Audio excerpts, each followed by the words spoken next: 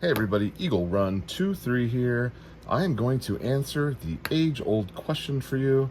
How many guns do you need? All right, so before we answer this question, head on over to Eagle Run 23 at the end of the video. Make sure you join our email list and you will be subscribed for our giveaway. We've got a great giveaway going on. Go to the channel, check back a couple of videos ago. We're giving away a 80% lower and an awesome barrel from Firearms. Let's get into it. All right, so this is just a thought exercise. We're going to have some fun with this. I am going to answer the question for you, but first we need to look at what our needs are. So starting over here at home, that is the first spot to start. You need a home defense firearm. Now, if you ask me, most days I'm going to say that that's going to be a handgun, but it could also be a shotgun. H is for handgun, S is for shotgun. That will carry on through the rest here. So you need a handgun for home defense. I would say that is the first gun that you should purchase. You should get something that you don't mind shooting, something that is large enough that it's going to be easy to shoot. Try not to get anything too fidgety or too small. If it's too small, you're not going to enjoy shooting it at the range. And then a shotgun. Now this is primarily a home defense shotgun. It could be that your shotgun with a 57-inch barrel would be fine for this job. If you're purchasing a shotgun specific for this purpose, I would get a home defense shotgun with a little bit shorter barrel. Now, depending on your home, if you live in the suburbs, if you live in an apartment, if you live in a city, most likely a handgun and shotgun are going to be your best bet. It's possible that you could make a case if you live out in the country that you actually would need to have a rifle here instead of a shotgun. As the distances increase, your level of defense changes, and a rifle could be a need for there. Next, your vehicle. Vehicle number one. I recommend that everybody has a truck gun. Your truck gun could be a handgun, or it could be maybe a smaller rifle or a pistol caliber carbine, something like that for a truck gun. You're definitely going to need something that I don't recommend leaving a gun in your vehicle, although I have left a gun in my vehicle before. My intended practice is to take it out each evening. Something like this that you can get in and out of the vehicle, or depending on, again, your situation, you don't want this to be stolen from you. But one gun here, if you're going on a road trip, it might be nice if you had, a bag that you could bring with you that maybe ups your firepower a little bit. I'm not talking about anything crazy here. We're trying to stay into the sensible, but you're going to need at least one gun here for your truck gun. Now, it's possible that vehicle number one is for you. Vehicle number two could be your spouse. So you need to be careful of your situation here. If this person is not a gun person, or they don't have a concealed weapon permit, if you're going to have children in this car, definitely make sure you're considerate of that, and maybe not keep a gun in this car. Maybe just have a gun that's job could be to go with that car. Now, if you conceal carry and you're in the vehicle, you're going to have a gun there, but I don't recommend leaving a gun in this vehicle just because of the situation there. If your children are older and they're capable of defending themselves with a gun, then maybe this changes a little bit. Also, if your wife is a shooter, mine is not, but if your wife is a shooter, having a gun for them that they would like to use would be an option here as well. So after you get a home defense gun, you're probably going to want to get a carry gun. I kind of skipped over that a little bit here, but for a carry gun, you're definitely going to need a handgun here for your carry gun. Now, if you think about this in a way of something doing a multiple job, and you're going to buy a gun to carry that's also going to be a primary use home defense gun, then you need to think about the size of that gun and make sure you're getting something that can do both. There's just some considerations there that need to be made.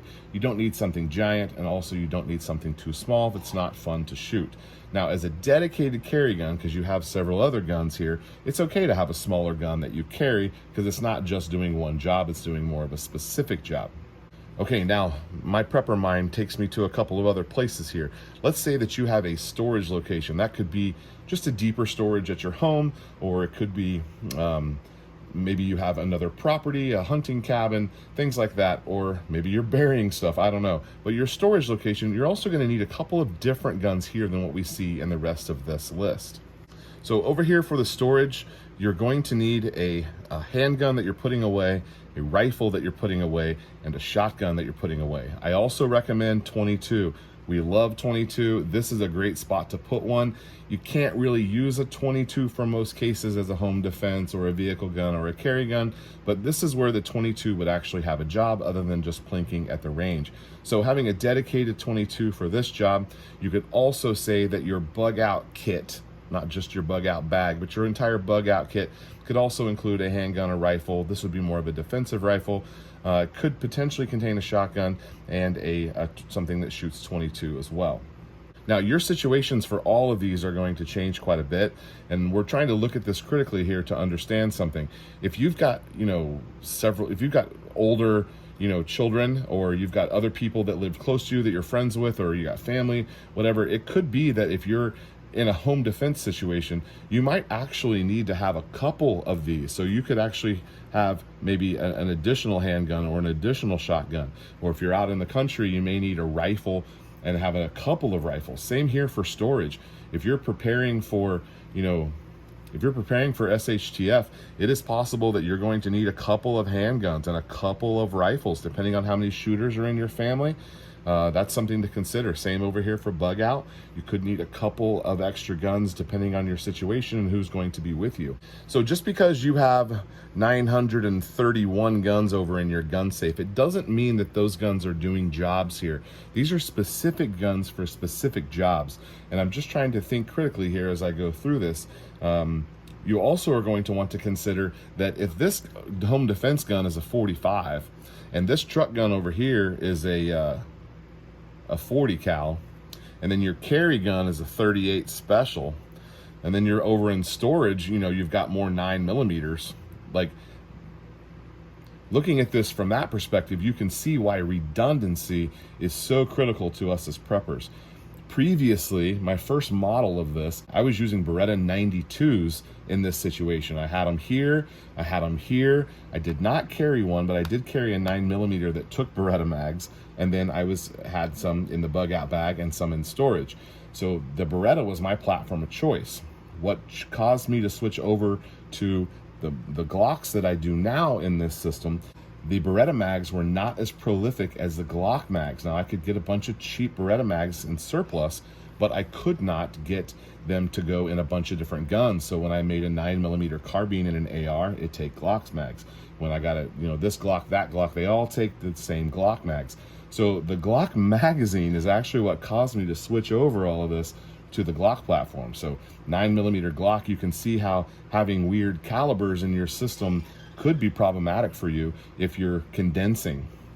So depending on your situation, you're adding all this up. How many guns do you need? Well, you really probably just need one gun, but none of us really ever stop there. Most of us are going to find specific uses for specific guns, and we're going to end up with a handful of guns. Just going over this list right here, it would be easy to make the case that you need between 8 and 12 guns at a minimum, depending on if you have more shooters in your family. That could go up quite a bit. Make sure you stay tuned, because next we're going to be going over how much ammo do you need. All right, Eagle Run 23, make sure you hit the website and get joined in that giveaway. We'll see you next time.